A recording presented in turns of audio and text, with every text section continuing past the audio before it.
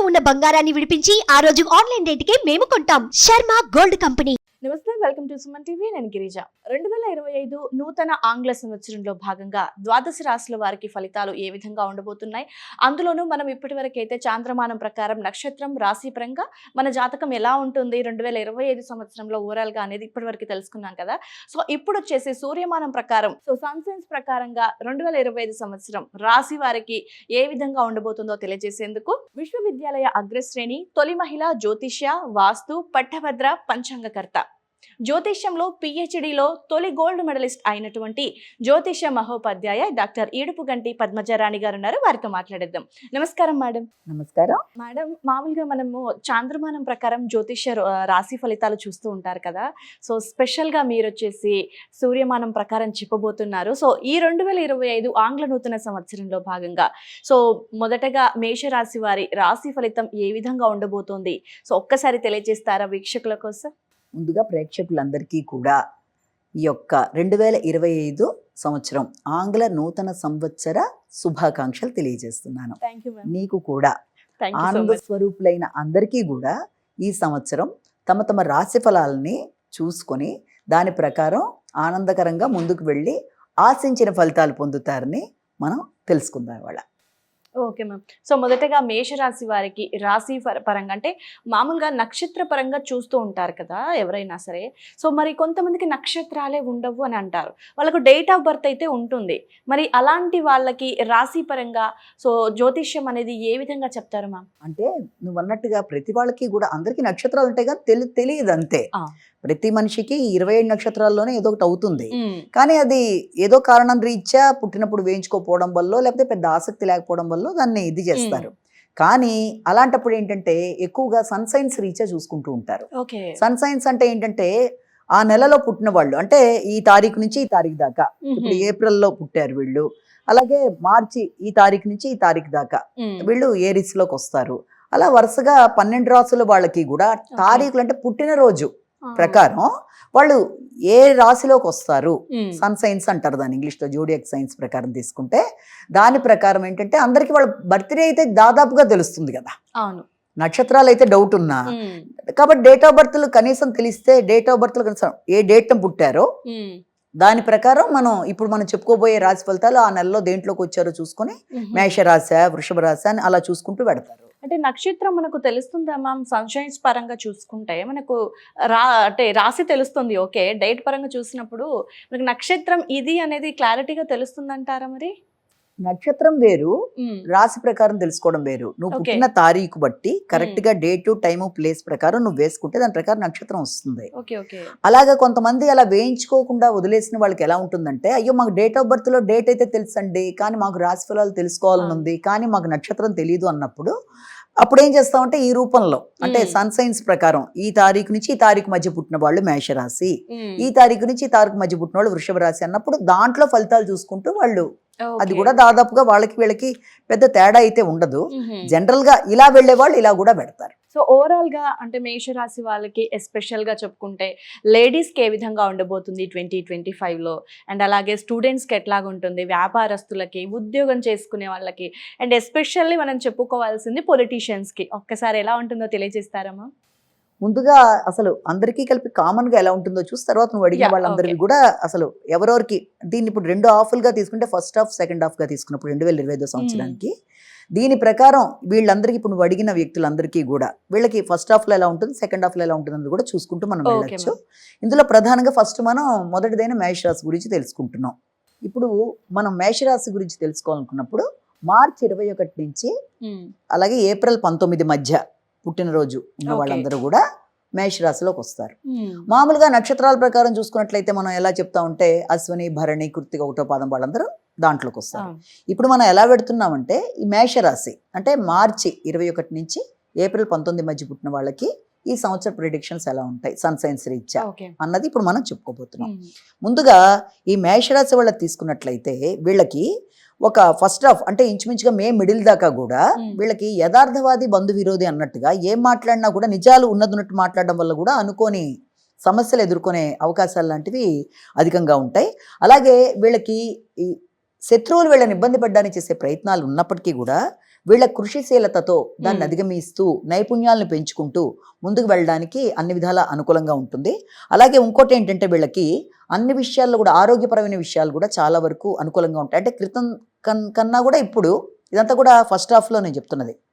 First హాఫ్లో వీళ్ళ మాటల బట్టి ఇతరులకి అపార్థాలు చేసుకున్నా కూడా వీళ్ళు ఉన్నట్టు నిక్కచ్చిగా మాట్లాడే దానివల్ల. రెండోది వచ్చి శత్రువుల మీద వీళ్ళు విజయం సాధించడానికి, ఇబ్బంది పెట్టడానికి ప్రయత్నం చేసే శత్రువుల మీద వీళ్ళు కృషిశీలతతో నెగ్గుతూ ముందుకు వెళ్ళడానికి నైపుణ్యాలు పెంచుకుంటారు. ఆ తర్వాత వీళ్ళ ఆరోగ్యపరమైన విషయాలు గతం కన్నా చాలా వరకు అనుకూలంగా ఉంటాయి. ఆరోగ్యపరమైన విషయాలు కానీ పెట్టే ఖర్చులు కూడా ఉపయోగకరంగా ఉండడం, ఇలాంటివన్నీ ఉంటాయి. అలాగే ఇంకా వీళ్ళకి ఏంటంటే వృత్తికి సంబంధించిన విషయాలలో స్వార్థపూరితంగా ఆలోచించినట్లుగా ఇతరులకు అనిపించడం వల్ల వృత్తిపరమైన విషయాల్లో కొంత ఇబ్బందులు ఎదుర్కొంటారు. కాబట్టి అలాంటి సమస్యలు రాకుండా అధిగమిస్తూ ముందుకెళ్ళడానికి వీళ్ళు ప్రయత్నం చేయాలన్నది ఒకటి. తర్వాత మే దాటిన దగ్గర నుంచి ఇక సంవత్సరం దాదాపుగా నవంబర్ దాకా, అక్టోబర్ నవంబర్ దాకా వీళ్ళకి ఎలా ఉంటుందంటే వీళ్ళకి మానసిక ప్రశాంతత విషయం వచ్చేప్పటికీ అది కొంత తక్కువగా ఉంటుంది. సజ్జనులు సహకరిస్తారు, అంటే వ్యక్తుల కోఆపరేషన్ బాగుంటుంది, వ్యక్తుల సహకారం బాగున్నా ప్రశాంతత అనేది తక్కువగా ఉంటుంది. దాంతోపాటుగా సాంఘిక సంబంధాలు అనేవి ఉంటాయి కదా, సోషల్ రిలేషన్స్ విషయంలో ఆశించిన స్థాయిలో ఉండకుంటే మిత్రులు ఏర్పడతారు, కానీ వీళ్ళు ఆశించిన స్థాయిలో ఆ ఫ్రెండ్షిప్స్ అనేవి ముందుకు వెళ్ళకపోవడం వల్ల కొంత ఇబ్బంది కలగడం లాంటిది. అలాగే వైవాహిక జీవితానికి సంబంధించిన విషయాల్లో కూడా అది ఎలా ఉంటుందంటే చాలా వరకు సామాన్య ఫలితాలు, అంటే వైవాహిక జీవితం, భాగస్వామ్య వ్యవహారాలు, అలాగే నూతన పరిచయాలు, ఇవన్నీ కూడా చాలా సామాన్యంగా ఉంటాయి. ఎక్కడి నుంచి ఇది మే మిడిల్ నుంచి దాదాపుగా అక్టోబర్ దాకా ఉండే సమయంలో అలాంటి అంటే ఏంటి ఇలాంటివి తెలుసుకోవడం బట్టి వీళ్ళంత జాగ్రత్తలు తీసుకుంటూ మనం ముందుకెళ్ళాలి. ఆ తర్వాత వచ్చేప్పటికి ఎలా ఉంటుందంటే వీళ్ళకి హయ్యర్ ఎడ్యుకేషన్కి సంబంధించిన విషయాల్లో కానీ, లేకపోతే పుణ్యానికి సంబంధించిన విషయాల్లో, పుణ్య కార్యక్రమాలకు కానీ, లేకపోతే తండ్రి యొక్క సహకారం, వీటన్నిటి విషయాల్లో కూడా ఇది కూడా సామాన్య ఫలితాలే తప్ప పెద్ద చెప్పుకోదగినంత స్థాయిలో ఉండదు. మొత్తానికైతే ఉంటాయి కానీ అవి పెద్ద స్థాయిలో ఉండకపోవడం. అలాగే ఇంకా దీంతో పాటుగా ఏంటంటే రావాల్సిన లాభాలు అనేవి వచ్చినా కూడా అవి ఇమీడియట్గా కాకుండా కొంత డిలే అవుతూ రావడం, దీనివల్ల ఇది ఉంటుంది కనుక అదొకటి. అంటే అప్పటిదాకా అది మళ్ళీ దాదాపుగా ఈ రెండింగ్లో 1 or 2 monthsలో వీళ్ళకి ఎలా ఉంటుందంటే దాదాపుగా అక్టోబర్ టు డిసెంబర్ మధ్య కాలంలో గృహానికి అంటే ఫ్యామిలీకి సంబంధించిన విషయాలు, విద్యకి సంబంధించిన విషయాలు, తల్లికి సంబంధించిన విషయాలు, వాహనాలు అవన్నీ కూడా అనుకూలంగా ఉంటాయి. అంటే వాటికి సంబంధించి ఎవరిని ఇప్పుడు వాహనాలకు సంబంధించిన విషయాలు ఏదైనా చేద్దాం అనుకున్న ఆ విషయాలని కూడా అనుకూలంగా ఉంటాయి. అలాగే ఆరోగ్య సంబంధించిన విషయాలు కూడా అనుకూలంగా ఉంటాయి. కానీ ఇక్కడ కూడా వాళ్ళు ఎక్కడ జాగ్రత్తగా ఉండాలంటే వృత్తికి సంబంధించిన విషయాల్లో అపార్థాలకి తావివ్వకుండా, అంటే చూసే వాళ్ళకి ఆ రకమైన అభిప్రాయం కలిగేట్టుగా ఉంటుంది. కాబట్టి స్వార్థానికి లోబడకుండా వీళ్ళు తీసుకునే నిర్ణయాలు వృత్తికి సంబంధించిన విషయాల్లో జాగ్రత్తలు తీసుకుంటూ ముందుకెళ్ళినట్లయితే సమస్యలు అనేవి రాకుండా వాళ్ళు అన్ని విధాలా అనుకూలంగా ముందుకు పెడతారని భావించవచ్చు. అలాగే వీళ్ళకి ఖర్చులు అనేవి కూడా ఉంటాయి, కానీ అవి మంచి ఖర్చులే అవుతాయి. అంటే ఏదైనా పుణ్య కార్యక్రమాలకు సంబంధించిన ఖర్చులు కానీ, లేకపోతే స్పిరిచువాలిటీకి సంబంధించినవి, గంగా స్నాన ఫలాలు, ఇలాంటివన్నీ ఉంటాయి. కొందరు పెడుతూ ఉంటారు కదా ఏదైనా ఇలాంటి తీర్థయాత్రలు, ఇలాంటివన్నీ కూడా అనుకూలంగా ఉంటాయి. అంటే ఇది ఈ రకంగా ఈ సంవత్సరం వీళ్ళకి మొదటి ఫేజ్. అలాగే ఇంకా దీంతో పాటుగా రావాల్సిన లాభాలు అనేవి ఏర్పడతాయి, వస్తాయి. అవి లేటుగా వచ్చినా మొత్తానికి వస్తాయి, కానీ గౌరవానికి సంబంధించిన స్థాయిలో అయితే ఉండదు, కానీ ధనం అయితే అందుతుంది. అంటే వృత్తికి సంబంధించిన విషయాల్లో, ఆదాయానికి సంబంధించిన విషయాలు చాలా వరకు అనుకూలంగా ఉన్నా కూడా అవి వీళ్ళకి గౌరవాన్ని ఇచ్చే రీతిలో ఉండకపోయినా ఆర్థికపరమైన విషయాలు మాత్రం చాలా వరకు అనుకూలంగా ఉంటాయి. అది మొదటిది.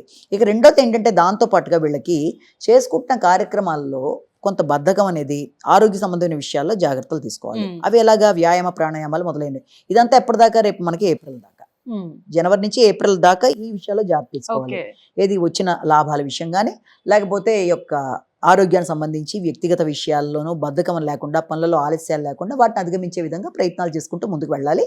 ఇక దాంతో పాటుగా సంతానంతో కలిపి, అంటే ఇన్వెస్ట్మెంట్స్కి సంబంధించిన విషయాల్లో కానీ, సంతానానికి సంబంధించిన విషయాల్లో కానీ వీళ్ళకి ఆశించిన స్థాయిలో లేకుండా సామాన్య ఫలితాలు ఉంటాయి. కాబట్టి సంతానపరమైన విషయాల్లో అభిప్రాయ భేదాలు రాకుండా, అంటే వాళ్ళ ఆలోచనలు మీ ఆలోచనలు పొసగకుండా ఉండకుండా, ఇబ్బంది లేకుండా ఒక చక్కటి అండర్స్టాండింగ్కి వచ్చే విధంగా మీరు ఆలోచనలను సరిపెట్టుకుంటూ ముందుకు వెళ్ళాలి అన్నదొకటి.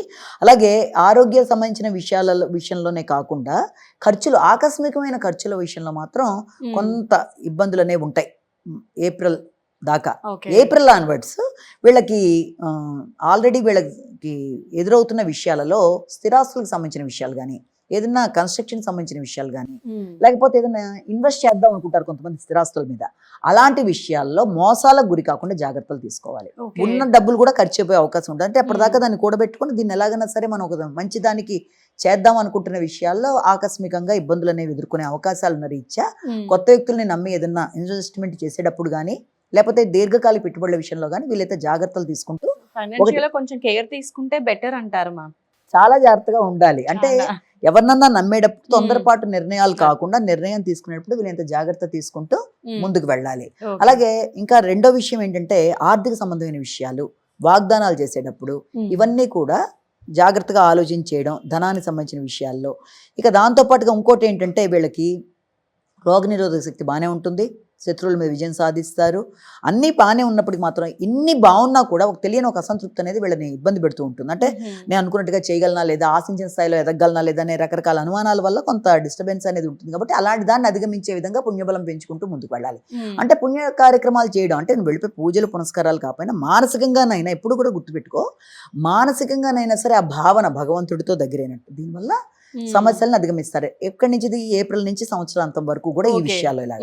ఇది కాకుండా ఇంకా కొన్ని ముఖ్యమైన విషయాల్లో ఎలాగంటే స్నేహితుల విషయంలో జాగ్రత్తగా ఉండాలి, కొత్త పరిచయాల విషయంలో, ప్రయాణాల విషయంలో, అలాగే ఎవరికన్నా మనం రుణం ఇచ్చిన విషయంలో, అది వెనక్కి వచ్చే విషయంలో, ఈ విషయంలో కూడా దాదాపు మే ఎండింగ్ దాకా మనం కొంచెం జాగ్రత్తగా ఉండాలి. అలాగే ఒక రకమైన నైరాస్యం, వైరాగ్యం, పోటీల మీద ఇష్టం లేనితనం ఇలాంటివి కూడా కొన్ని ఏర్పడడం వల్ల కొంత స్థిమితం తక్కువగా ఉంటుంది. ఇలాంటి వాటన్నిటిని అధిగమించే విధంగా మెడిటేషన్ అనేది చేసుకుంటూ ముందుకు పెడితే, అంటే ఏ పని చేస్తున్న దీర్ఘకాలిక అనారోగ్యాల వల్ల ఇబ్బందులు, లేకపోతే ఇది నేను చేయలేను అనే వైరాగ్యం, ఎవరన్నా దగ్గరుండి నడిపించి ఈ పని నువ్వు చెయ్యగలవు అనే వాళ్ళని ప్రోత్సహించే పరిస్థితులు లాంటివి ఉంటాయి. కాబట్టి దాన్ని అధిగమించే విధంగా వాళ్ళ ఉత్సాహాన్ని తెచ్చుకోవాలి అన్నదొకటి. తర్వాత మళ్ళీ మే నుంచి చివరి దాకా కూడా రాబోయే టైంలో లాభాలు అనేవి వీళ్ళకి వస్తాయి. ఆశించిన లాభాలు దూర ప్రదేశాల నుంచి అయినా సరే వీళ్ళకి రావాల్సిన పెండింగ్లో ఉన్నవన్నీ వస్తాయి. అన్ని విధాలుగా కూడా వాటిని సక్రమంగా ఉపయోగించుకునే విషయంలో మోసాలకు గురి కాకుండా జాగ్రత్త పడాలి. ఖచ్చితంగా లాభాలు రావడం వేరు, వాటిని ప్రణాళిక పరంగా తీసుకువెళ్ళడం వేరు కదా. ఆ విషయంలో జాగ్రత్తలు తీసుకోవాలి. ఇన్వెస్ట్మెంట్ విషయంలో కానీ ఏదైనా చేసేటప్పుడు వీలైనంత వరకు ఎప్పుడు ఇది మే నుంచి రాగల టైంలో అంతా జాగ్రత్తలు తీసుకోవాలి. అలాగే జ్ఞాపక శక్తి విషయంలో విద్యార్థులు ఎక్కువ ఇంట్రెస్ట్గా పెంచుకోవాలి దాన్ని. అంటే హైగ్రీవైన అనే జపం చేసుకోవడం ద్వారా కానీ, లేకపోతే విద్యాపరమైన విషయాల్లో ఆసక్తి పెంచుకునే విధంగా కానీ, లేకపోతే వస్తాయి ఆలోచనలు కానీ లేటుగా వస్తాయి. అంటే పని అయిపోయిన తర్వాత రాకూడదు కదా ముందు. కాబట్టి ఇలాంటివన్నీ చూసుకుంటూ ముందుకు వెళ్ళినట్లయితే తప్పనిసరిగా ఈ సంవత్సరం వేళకి చాలా వరకు అనుకూల ఫలితాలు ఏర్పడుతూ ఉంటాయి. కానీ ముఖ్యంగా మనం మాత్రం జూలై నుంచి ఈ యొక్క సెప్టెంబర్ దాకా మధ్యలో టైంలో మాత్రం వీలైనంత వరకు ఏదన్నా మనం ముఖ్యమైన విషయాల్లో, అంటే ఏంటంటే ఏదైనా ఇన్వెస్ట్మెంట్ చేసుకునే టైంలో కానీ, లేకపోతే ఏదన్నా రోగ నిరోధక శక్తి విషయంలో కానీ, కొత్త వ్యక్తుల్ని నమ్మి పెట్టుబడి పెట్టే విషయాల్లో కానీ చాలా జాగ్రత్తలు తీసుకుంటూ ఆ పర్టికులర్ స్పాన్లో మాత్రం ఎక్కువ జాగ్రత్తలు తీసుకుంటూ ముందుకు వెళ్ళాలి. ఇప్పుడు విద్యార్థులకి, కళాకారులకి ఫస్ట్ హాఫ్ చాలా బాగుంటుంది, సెకండ్ హాఫ్ లో సామాన్య ఫలితాలు ఉంటాయి. ఇది కాకుండా వ్యాపారులకి, వ్యవసాయదారులకి, అలాగే మనకి ముఖ్యంగా ఈ యొక్క వృత్తిపరంగా ఉద్యోగస్తులకు కానీ, తర్వాత స్త్రీలకి కానీ, వీళ్ళందరికీ కూడా సెకండ్ హాఫ్ అనేది వీళ్ళకి అనుకూలంగా ఉంటుంది మొత్తం మీద. కాబట్టి ఎలా చూసినా మేషరాశి వాళ్ళు కొన్ని పర్టికులర్ టైంలో జాగ్రత్తలు తీసుకుంటూ ముందుకు పెడితే వాళ్ళకి అనుకూలంగా ఉంటుంది. Okay ma'am. సో మామూలుగా అయితే మనకు చాంద్రమానం ప్రకారం తెలియజేస్తూ ఉంటారు ఎట్లా ఉంది అనేది. సో మీరు వచ్చేసి సూర్యమానం ప్రకారం అంటే ఎస్పెషల్లీ మేషరాశి వారు కాస్త డబ్బుల విషయంలో, ఫ్రెండ్స్ విషయంలో చాలా జాగ్రత్తగా ఉండాలి అని తెలియజేశారు. సో వాళ్ళు కూడా మీరు చెప్పిన దాని ప్రకారం, ఆస్ట్రాలజీ ప్రకారం కనుక చూసుకుంటే కొన్ని నెలల్లో వాళ్ళు కొంచెం కేర్ఫుల్గా ఉండాలి అనే విషయం చాలా క్లియర్గా తెలుస్తుంది మ్యామ్. సో చాలా ఇన్ఫర్మేషన్ని అందించారు ma'am. Thank you so much. నమస్కారం.